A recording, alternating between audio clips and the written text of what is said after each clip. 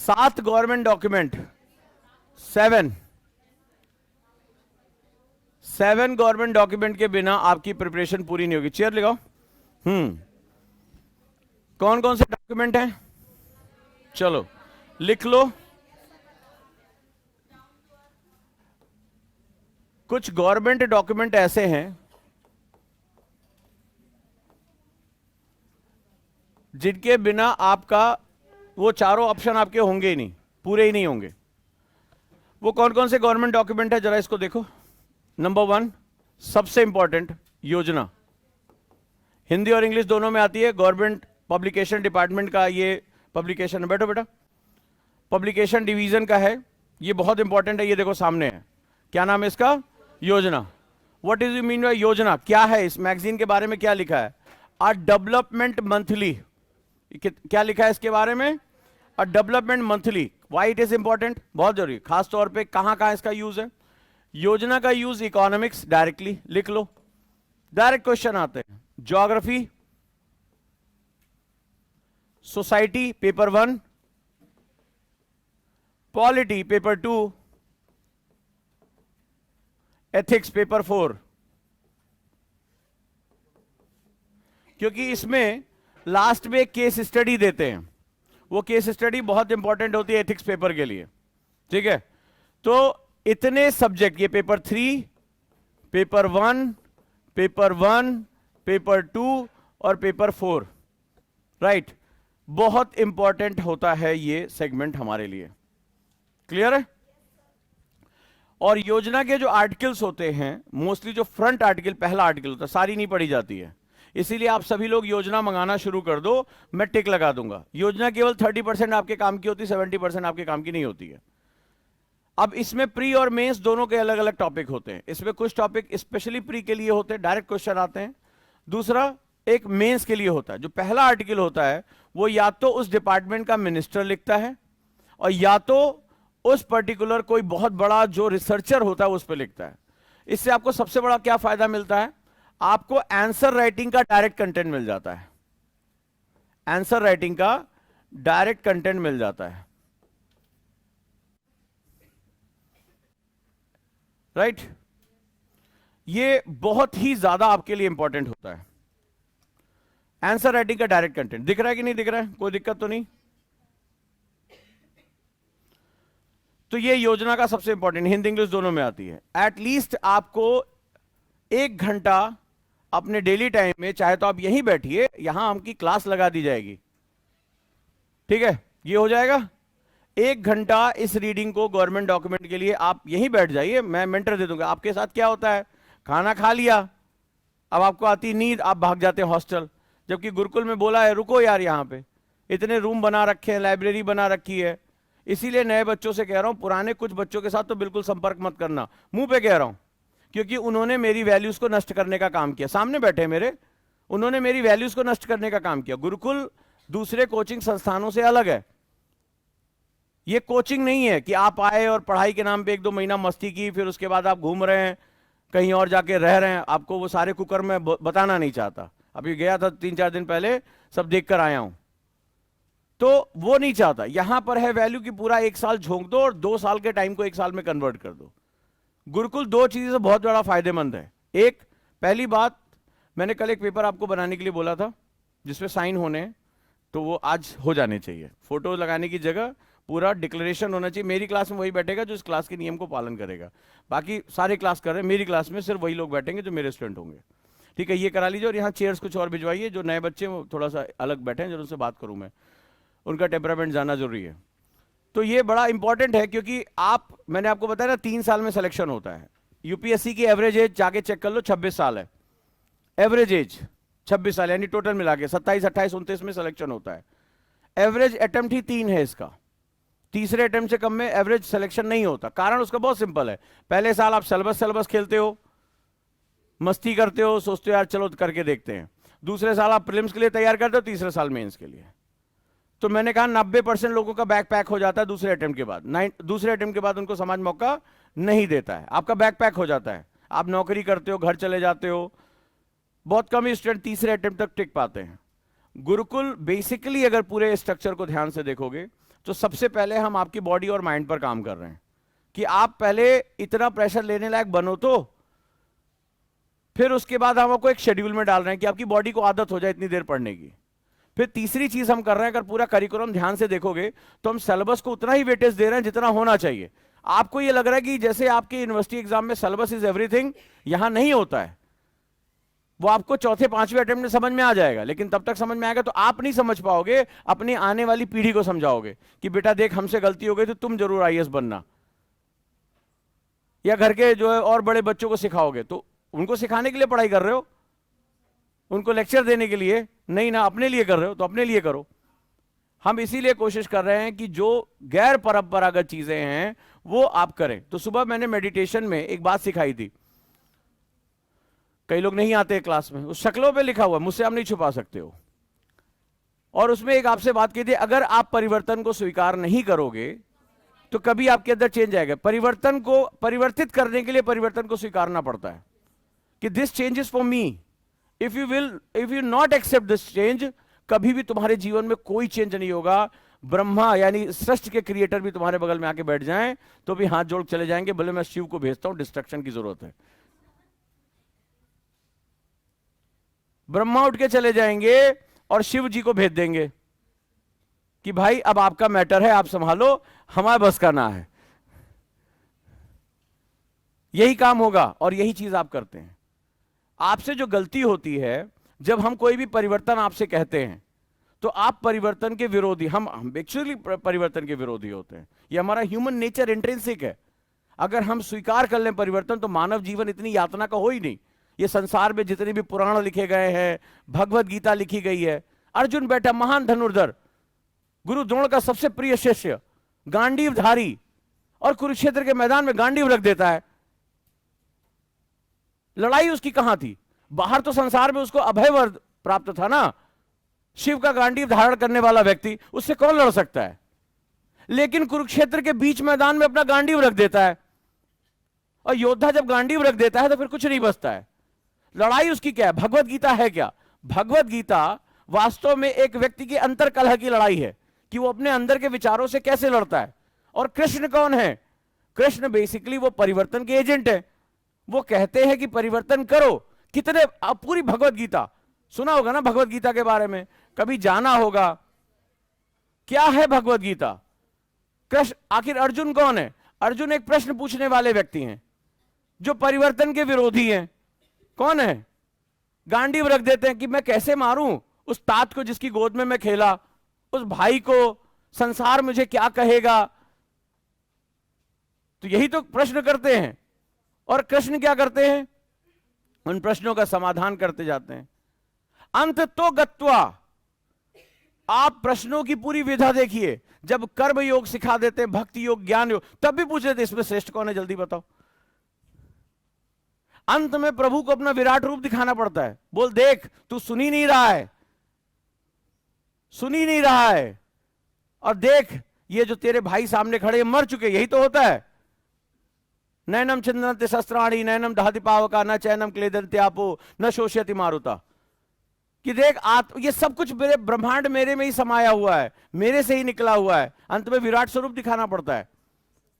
तो भगवत गीता क्या है? भगवत गीता बताता है कि अर्जुन, अर्जुन, अर्जुन यानी जो ग्रहण करता है वही अर्जुन है। अर्जुन जो स्किल्ड है वो व्यक्ति भी परिवर्तन का विरोधी हो सकता है। और स्वयं नारायण को आकर बताना पड़ता है कि देख भाई ये नियम है। पूरी भगवत गीता एक व्यक्ति के परिवर्तन की कहानी है। और अंत में क्या होता है? अंत में जब व्यक्ति परिवर्तित हो जाता है और यह समझ में आ जाता है ये धर्म और अधर्म का युद्ध है, ये दो भाइयों के बीच की लड़ाई नहीं है, ये कौरव पांडव के बीच की लड़ाई नहीं है, ये इतिहास रचा जाएगा, ये धर्म और अधर्म के बीच का युद्ध है। यदा यदा हि धर्मस्य ग्लानिर्भवति भारता अभ्युत्थानम हि धर्मस्य तदात्मानं सृजाम्यहम्। तब ईश्वर कहते हैं कि देख मैं यहां परिवर्तन एजेंट के लिए आया हूं। इसीलिए उनको अर्जुन कहा गया, वह जो स्किल अर्जन करता है। और वो कौन है? वो नारायण के शिष्य हैं। वो गांडीवधारी नीचे पहले गांडीव रख के पहले चरणों में बैठते हैं। आपने देखा होगा फोटो में कि कृष्ण खड़े हैं, अर्जुन घुटनों के बल बैठे हुए हैं, याचक के रूप में है। तो क्या सिखा? पूरी भगवत गीता का सार यही है जितना मैं समझ पाया। कि एक व्यक्ति जब परिवर्तन का विरोधी हो जाता है तो वो नई चीज सीख नहीं पाता है। तो शिक्षक के रूप में जो है कृष्ण आकर खड़े होते हैं और तमाम साक्ष्यों प्रमाणों के साथ बताते रहते हैं, उसके मन का कौतूहल दूर करते हैं कि देख भाई ऐसे परिवर्तन। और जब व्यक्ति परिवर्तन स्वीकार कर लेता है कि हां मुझे बदलाव करना है, तो धर्मयुद्ध शुरू होता है। धर्म क्षेत्रे कुरुक्षेत्रे, यही बात कही गई भगवत गीता में। और फिर उससे क्या होता है, फिर संसार को एक रोशनी मिल जाती है। तो आपसे बार बार यही कह रहा हूं कि परिवर्तन तभी शुरू होगा जब परिवर्तन को स्वीकार करोगे। तुम परिवर्तन को स्वीकार करना बंद कर दोगे, परिवर्तन मैं नहीं, मैं कहा ब्रह्मा क्रिएटर बैठ जाएंगे, उठकर चले जाएंगे और शिव जी को भेज देंगे कि संहार करो इसका, इसका कुछ नहीं हो सकता। तो आप में से जैसे कई बच्चे मुझसे आके अलग अलग बातें करते हैं, मैं परेशान हूं, ये है वो है, ठीक है आप हो। अर्जुन भी परेशान थे, तुमसे बड़े कोलाहल से, और तुमसे बहुत ज्यादा स्किल्ड थे, संसार के सबसे बड़े धनुर्धर थे। उनको पता था कि वो धनुष उठाएंगे तो जीतेंगे ही, लेकिन रख दिया धनुष। मन की जो पूरी व्याकुलता युद्ध होता है, सबसे खतरनाक युद्ध मन के अंदर लड़ा जाता है। दुशासन कौन है? ये मन की दुष्ट प्रवृत्तियों का जो शासन होता है वही दुशासन है। और कौन है? दुर्योधन। गलत आचरणों का जो है, गलत व्यवहार का आचरण जो है स्वीकार कर लेना, दुर्योधन है। बड़े सोच समझ के हमारे नाम रखे गए थे। दुर यानी बुरा, योधन यानी धारण कर लेना, दुर्योधन है। धृतराष्ट्र, परिवर्तन को ना देखने वाला धृतराष्ट्र है। वह राष्ट्र का व्यक्ति, शासन का व्यक्ति जो धृत हो जाए। तो यही सारे नियम हमारे बताए गए हैं। परिवर्तन को स्वीकार करो। गुरुकुल परिवर्तन का नाम है। स्वीकार करो ये मेरे लिए हो रहा है। पहले तो ये स्वीकार करो ये सारा चीज जो दंड विधान है, जो तकलीफें हैं, सुबह उठाना है, डांटना है, लिखाना है, ये किसके लिए है? किसके लिए है? तुम्हारे लिए। कृष्ण ने एक बार हथियार उठा लेते, युद्ध वहीं के वहीं खत्म हो जाता। वो तो पालक है, तो जो सृष्टि जहां शुरू हुई, जहां खत्म हुई, 2 मिनट में खत्म हो जाता। इतना लंबा लड़ाई लड़ने की जरूरत ही नहीं थी। लेकिन युद्ध लड़ा किसने? अर्जुन ने लड़ा, पांडव ने लड़ा, लोग लड़े, वो तो सारथी बने रहे ना। तो स्वीकार करो युद्ध तुम्हारा है। तो पहला तो यही स्वीकार करो ये सारे परिवर्तन तुम्हारे लिए हो रहे हैं। तुम्हें कष्ट होगा, तकलीफें होंगी, कुछ ऐसा होगा जो हमारी शिक्षा पद्धति में अभी नहीं है, लेकिन होगा। आपको कल का न्यूज पता ही हो गया होगा, 12th और 10th के ग्रेड को चेंज कर रहे हैं, स्किल को लेकर आ रहे हैं। होगा, भारत में वास्तव में पुरातन शिक्षा पद्धतियां वापस लौटेंगी और बहुत से लोग इसको वापस लेकर आने का प्रयास कर रहे हैं। इस रूप में इसको आप समझते जाओ, राइट। ये सब चेंजेस होंगे तो ये आपके लिए है, ये आपके लिए है। तो आप अपने आप को स्ट्रांग बनाइए। मैं कह रहा हूं, मैं गुरुकुल का जो मेरा पर्पस है कि आप कहीं भी इसके बाद रहें, आप गिव अप नहीं करेंगे। बस मैं आपको इस लायक बनाना चाहता हूं, और मेरा कोई मकसद ही नहीं है। आप गिव अप नहीं करेंगे। आपको घर में बिठा दिया जाएगा, किसी की शादी कर दी जाएगी, किसी को नौकरी पे जाना पड़ेगा, लेकिन आप गिव अप नहीं करेंगे। अपने सपने के साथ चिपक जाएंगे।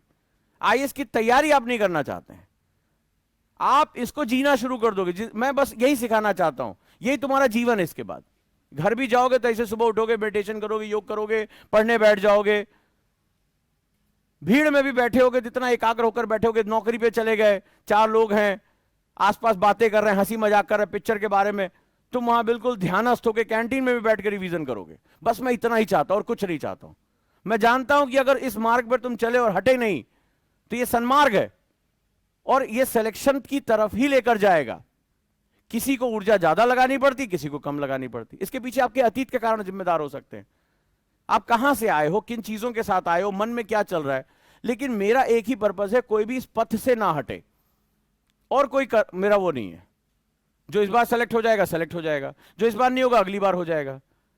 पर रण छोड़ने वालों से मुझे थोड़ा सा दिक्कत है कि युद्ध नहीं छोड़ना है चाहे जो हो जाए। तो बस इसीलिए मैं ये सारा प्रयास कर रहा हूं, इसीलिए सारी मेहनत कर रहा हूं कि आप बस आदत बना लें सफलता की। सफलता कोई चीज नहीं कि जाके हासिल कर लोगे। आप सफलता की तरफ नहीं जाते सर। सफलता वो राजरानी की तरह है जो स्वयंवर की वरमाला आपके गले में डालती है। स्वयंवर में क्या होता था, जो वीर योद्धा होता था, जो सारे कार्य पूरे कर लेता था, वो जो राजकुमारी थी खुद ही जाकर वरमाला डाल देती। आप सफलता को खोज नहीं सकते, सफलता स्वयं आप तक आती है, बस आपको क्या करना पड़ेगा, उसके योग्य बनना पड़ेगा। सफलता स्वयं आपकी तरफ बढ़कर आएगी, बोले हमारा वर्ण करिए। सफलता चाहने से मिल जाता तो फिर क्या बात थी, आंख बंद करो, सफलता सफलता चिल्लाते रहो, कोई नहीं मना करने वाला तुम्हें। तो सफलता वर्ण करती है आपका, आप सफलता को पा नहीं सकते, तो स्वयं आप अपने आप को योग्य बनाइए, सफलता आप तक पहुंच जाएगी। सो ये पूरा जो क्लास है ना, योग्यतम की तरफ है। और मैं ये योग्यता की जो बात करता हूं, सबसे पहला आप जो भी किसी भी कमी के साथ आए हैं, उस कमी को दूर करने का प्रयास करिए, बातचीत करिए। सही है, सशक्त बनेंगे, कहीं भी रहेंगे, कोई दिक्कत नहीं है, आप सक्सेस होकर निकल जाएंगे। तो मेरा तो फिलॉसफी बिल्कुल सिंपल है कि prepare for the best and ready for the worst.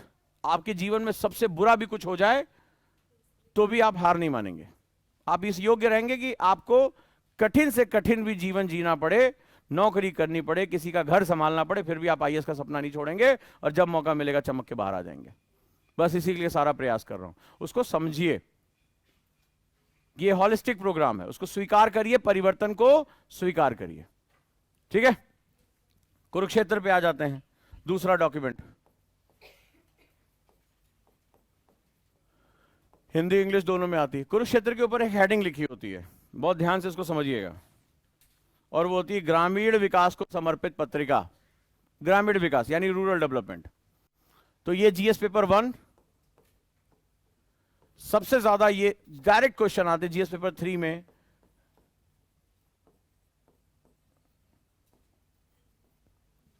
और इसमें 2-3 एडिशन आते हैं, पंचायती राज को लेकर, ग्रामीण विकास को लेकर, ग्रामीण रोजगार को लेकर। GS paper 2 direct question.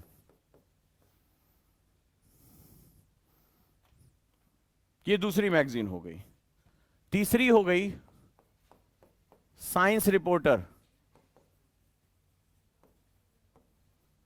दिक्कत बस इतनी है, ये केवल इंग्लिश में आती है, केवल इंग्लिश में आती है। गुरुकुल में मेंटर्स आपके सैलरी देता हूं, जानते हो, कोई गांव का है यहां पे कोई भी जिसके घर में गाय वाय हो, भैंस हो? कभी गांव के आदमी से पूछो, तुमसे ज्यादा विद्वान है। अगर किसी के यहां दुधारू गाय है, और अगर उसका नियम होता है अगर गाय को दूहोगे नहीं ना, गाय बीमार पड़ जाती है। अगर आप थोड़ा सा दूध निकालोगे, गाय बीमार पड़ जाएगी। अगर कोई है गांव का, ये नियम जानता है ना, कि अगर गाय का दूध नहीं निकालोगे तो गाय बीमार पड़ जाएगी। इसका मतलब समझते हो? कल मैंने बताया था कि हमारी 3 तरह की सभ्यताएं होती है। एक पहली सभ्यता होती है वो जो अपने ग्रह के संसाधनों का पूर्ण इस्तेमाल करना सीख जाए। संसाधन का संबंध ही उसके प्रयोग पर होता है। तो जैसे ये लाइब्रेरी है, ये जगह है आपके पास, मेंटर्स हैं आपके पास, इस संसाधन का प्रयोग क्यों नहीं कर रहे हो? मुझे तो सैलरी देनी है ना, वो चाहे 2 घंटे काम करे चाहे 1 घंटे काम करें, वो आए मटक के चले जाए, हमें क्या लेना देना, हमें सैलरी देनी है, उन्होंने अपना बना लिया। तो ये बाई डायरेक्शन जिम्मेदारी है कि भाई मेंटर है, जगह है, हम बैठेंगे 1 घंटा पढ़ेंगे। कौन सा हॉस्टल में जाके तुम जो ताजमहल का निर्माण करवा रहे हो, यहां भाई बना कि नहीं बना? तो आप मेंटर को पकड़ो, बोले सर हमें साइंस रिपोर्टर पढ़ाइए, पढ़ाइए आप पढ़ाइए, और तुरंत धमकी दो, जांग सर को जाके बोल देंगे।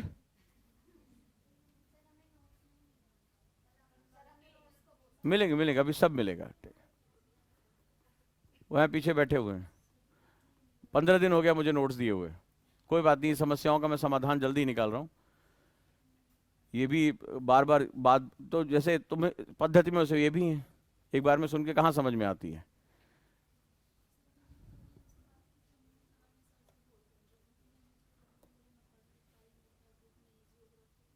हाँ हाँ, कोई दिक्कत, मैं जानता हूं, इसीलिए क्लास में आने से पहले बड़े सुंदर सुंदर पॉइंट वाइज नोट्स थे कि अब एक बार में पढ़ो तो पूरे के पूरा याद हो जाएगा, और जरूरी भी है। कल पीवी सर के आने से पहले फर्स्ट चैप्टर आपका पूरा होना चाहिए। अब सवाल ये है,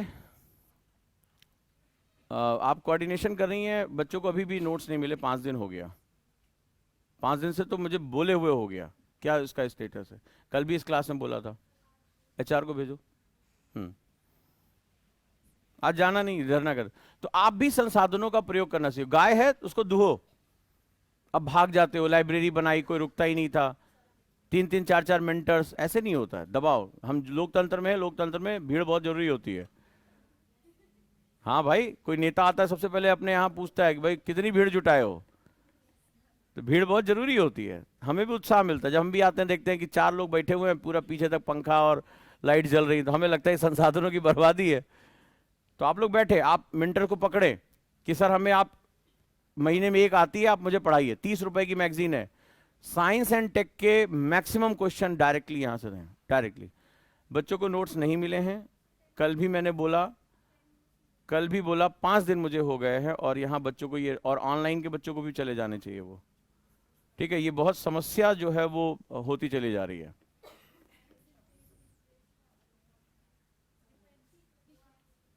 ठीक है, आप नोट्स ले लें।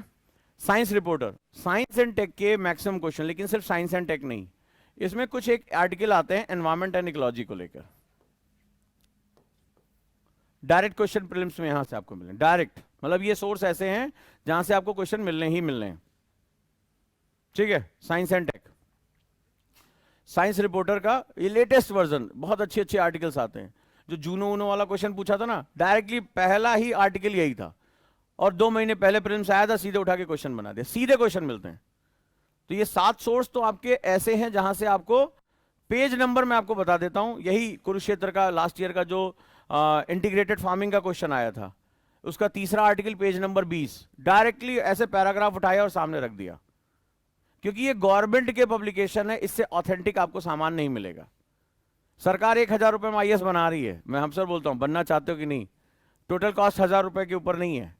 देखो ये आती है तुम्हारी टोटल 22 रुपए की, डिस्काउंट पे 20 रुपए की मिल जाती है, ये आती है 22 रुपए। हाँ, ये बहुत सस्ती हैं, ये होती सबके पास है, पढ़ता कोई नहीं है, ठीक है। ये 22 रुपए की आती है, 20 रुपए में मिल जाती है, बहुत सस्ती मैगजीन्स हैं ये। लेकिन इसमें डायरेक्टली एस्से आपको मिलना है, डायरेक्टली मेंस के लिए अगर आप ये रेफरेंस पॉइंट डाल देते हो, मेंस में इससे अच्छा कुछ नहीं हो सकता।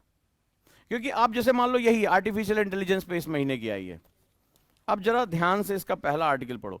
पहली बात तो ये प्रीफेस इतना शानदार होता है, ये इतना बढ़िया लिखा होता है, क्योंकि इसमें आर्टिकल छपवाने का मतलब ही होता है, जो शोधार्थी होते हैं, जो रिसर्च स्कॉलर्स होते हैं, वो इसको लेते हैं।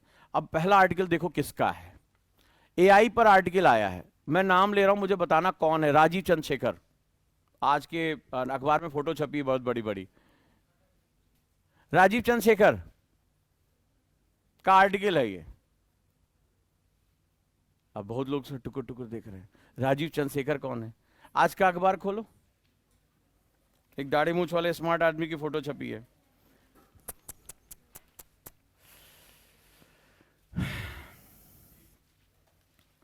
बता देता हूं, रोज आता है इनका नाम, यूनियन मिनिस्टर है, केंद्रीय मंत्री है, एक आध लोगों को नाम याद होगा, आज भी फोटो छपी है इनकी।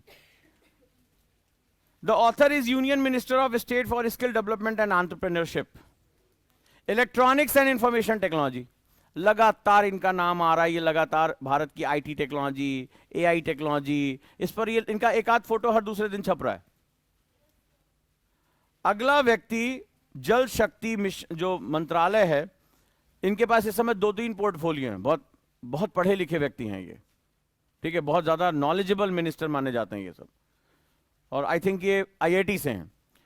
तो ये skill development, entrepreneur, electronic and IT technology के ये यूनियन में राज्य मंत्री हैं। अब आप बताओ, ये व्यक्ति आर्टिकल लिख रहा है, इससे ऑथेंटिक सोर्स तुम्हें कहीं मिल सकता है?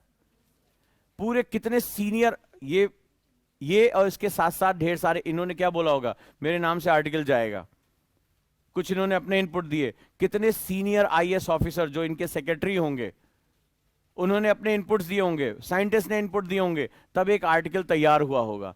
तुम बताओ यार, तुम्हें बनी बनाई खीर मिल रही है, तुम्हें ना चीनी जुगाड़ करना है ना चावल जुगाड़ करना है।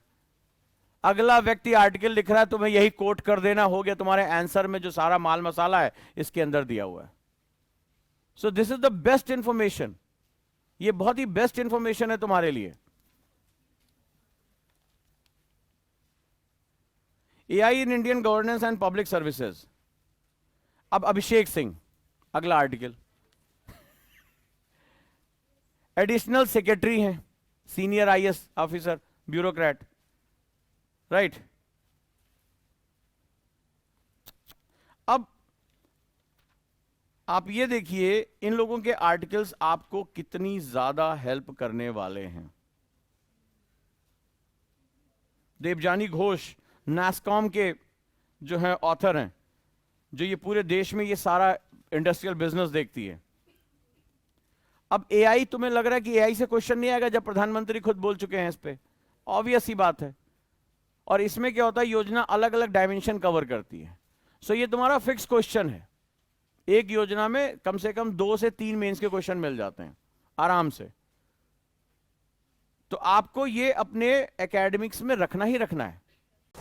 हाय, क्या आप भी आईएएस की तैयारी करना चाहते हैं? क्या आप पीसीएस की तैयारी करना चाहते हैं? बहुत दिनों से आप स्ट्रगल कर रहे हैं, लेकिन इसके बावजूद भी आपको सफलता नहीं मिली। भागदौड़ करने के बावजूद भी आपको कोई सॉल्यूशन नहीं मिल रहा। सिर्फ आपका टेंशन बढ़ रहा है, आपका पेशेंस जवाब दे रहा है। इसी टेंशन को दूर करने और आपकी हर एक समस्या का समाधान लेकर आए हम, यानी ओजांग गुरुकुल कैंपस। यहां हम आपको सिखाएंगे आईएएस और पीसीएस जैसे एग्जाम की तैयारी कैसे आसान तरीके से की जाती है, कैसे डिसिप्लिन फॉलो किया जाता है, कैसे अनुशासन रखा जाता है। अगर आप भी चाहते हैं हम आईएएस और पीसीएस बने और अपनी जिंदगी के सारे सपने पूरे करें, तो अभी ज्वाइन करें Ojang Gurukul campus. Because when we support the word selfless, the whole universe will support you endlessly.